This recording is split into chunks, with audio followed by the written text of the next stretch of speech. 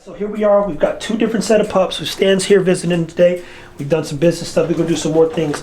We're going to ask him a few questions specific to confidence. T-Fit here, Fit Bully TV. Guys, please like, subscribe, and share. And I say please because I've got great messages.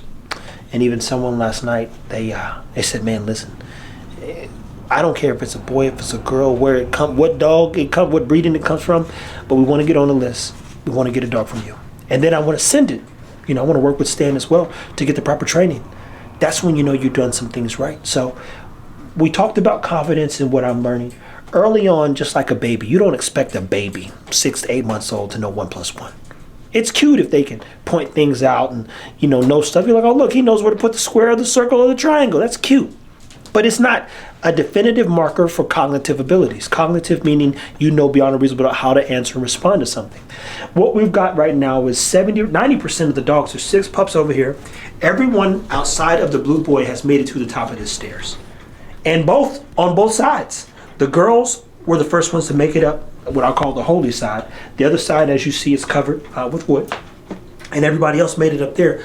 The blue, what we'll call him a lilac and tan boy with his full face, and he's got white on his neck. He's made it up 4 times, and he goes up and down this thing.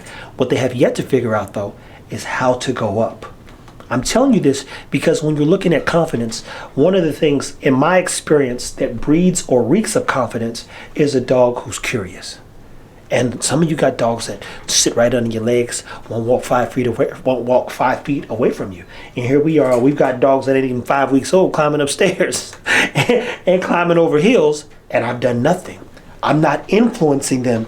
And influence would be me putting food up there, motivating them. I literally leave it in here and see who thinks about trying. And you go, ooh. And then you see the consistency, you go, ooh. But they're still not aware of what this is, what's going on, because they don't know how to go down them.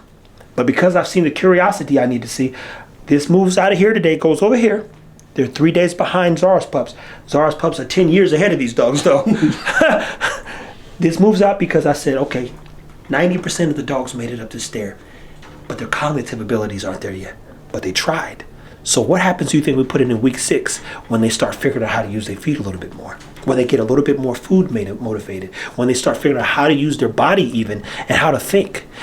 Normally, if you watch Feeding Time back in the day, I'd walk in, the dog starting crazy when it's feeding time. I come in here with food, they don't know what's going on yet until I set it down. Non-cognitive, they're not there yet. They're not literally, they're about to be 5 weeks old. They're literally babies. These ones, Lord have mercy, they way behind. Just got leader food over there. So you guys go back over there, but they're taking some strides. So Stan, from a confidence standpoint, how fast should you or would you push a puppy? And how much time do you think it takes, in your experience, to really build confidence in a dog?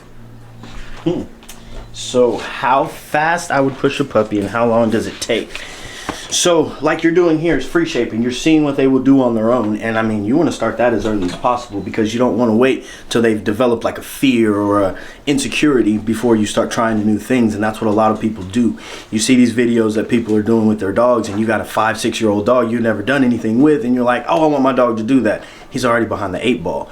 So it takes, I would say probably, to be sure, probably about 14 months to really build confidence in your dog. And that's from the moment you get them until 14 months. Because you want to continue to show them things. Just like Boots. I've taken Boots everywhere. He's been Arkansas, he's been to Florida, he's been to Alabama, all of these different places, seen a lot of stuff. But we came over here last week and he was like, oh, I don't know what's going on. Just because I didn't do enough with him. And there's always more work to do. I took him out today, we were in Rockwall, and he started the same little thing, and all I did was like, here, take this leash from me, and I just sat there and watched what he did. The girl went over, took him, gave him some treats, and 3 minutes later, now he's fine. So you're always going to be working on building your dog's confidence in some shape or form, and you got to have a plan. 14 months is what you're saying. I would say about 14 months till you know for sure that that dog is going to be. And the 3 things that they should do to build confidence, what are the 3 things you would encourage them to do? One of the things I'll tell you people is get them out to as many environments and experiences as early as possible. Like you had the other day with the speaker. Noises. Noises. You want to desensitize your dog to those same things. Anytime I order a package from Amazon, you know what I do? I give my kids the poppers. And you know what they do? They have a ball with them and they pop them and they're screaming and my dogs are just sitting there looking at them like, what are y'all doing? This is going to transfer over to gunshots when we start doing those things because those pops, those random sounds are not going to spook the dog. The next thing I would do, obstacles. Obstacles. Get your dog out in the world. A lot of people say, well, you should wait till the dog's developed and their bones and this. In the wild, mama dog isn't picking the dogs up. Mama dog goes, if they climbing up a mountain, you climbing up this mountain. If they're climbing over rocks, you're climbing over rocks with me. And if you can't make it, survival of the fittest is a true thing. I saw something crazy the other day. I was on TikTok and a poor little antlered antelope or whatever it was, they was dipping from a tiger. Man, the baby didn't make it. And I'm gonna tell you right now, the mama did like this. She cut right and said, good luck. I'm sorry. She said, I got to move on. He can't kill us both. But it was like two little ones. It was a little one. You go, no, not the. And she thought about it. But she said, look, we had a good run. It's the best I could do. I'm not fooling with that tiger. They was dipping too. And that joker tiger on the back of that thing's neck, and you saw the little baby claw. I said, oh, poor child. Got you. And you just feel, I did feel bad. I don't normally have a bad feel. I don't feel guilty. Those things I don't possess those human traits, but you go, oh, because you couldn't get away from them. Somebody was gonna get ate. Somebody would go ate. And mama like, I ain't sacrificing myself. What we doing that at? Somebody, it ain't gonna be me. I mean, and even if she did sacrifice herself, both of them other puppies is not gonna make it too. So sometimes you gotta make sure you're looking out for the ones that are gonna do the most beneficial stuff.